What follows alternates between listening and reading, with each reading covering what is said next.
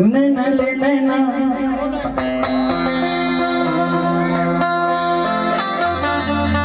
बान मारे हो, नैना ले नैना बान मारे, नैना ले नैना बान मारे, नैना ले नैना बान मारे।